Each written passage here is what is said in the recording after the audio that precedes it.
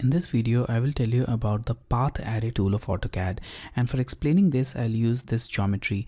Now here we have this simple spline, and that will simply represent the horizon of our ground, and here we have a palm tree block. Now if you want to make multiple copies of this palm tree along this path, then you can use path array, and for similar conditions also you can use the path array. So when you expand this flyout, you'll see this path array tool. Now select it and select the object, which is this one, and now press enter. Now you need to select the path, and here we have this path, so select it, and here we have it. All the objects are now added along that path. Now once again, here also we have the similar options which we have seen in the rectangular and polar array, but in this case there is a slight difference in this number of items. Now here you'll see that number of item cannot be changed, and here it is set to 14 by default, but we can change the distance between number of items. So let's now change this distance value to 4000 and press tab key. So now we are able to change the distance between items, but what if we want to change number of items? For that, simply go to the properties panel, select this measure flyout and change it to divide. And now you will see that number of items can be changed, but the gap between items cannot be changed. So you can keep any of these options active at a time. So if one of the option is active, the second one will automatically become deactivated. So in this case, we have total number of items as 10. So let's now change it to 8 and press tab key. Here we have it.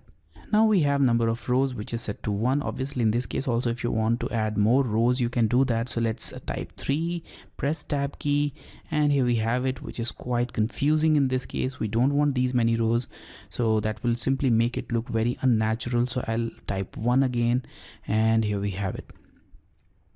Again, the levels that can be added in the Z direction, and we have the associative option. So as long as you keep this associative option checked, you will be able to modify this array even after making it. But in this case, I'll keep it unchecked. Now again, we have the align items option, and using this align items option, you can align all of these objects according to the geometry of this curve. So here, let's say that we don't want to align these objects. We want the same orientation of this initial object or this primary object for all of our copies of this array. For that, simply click on this to uncheck, and now we have all of these objects in the same alignment as the primary object.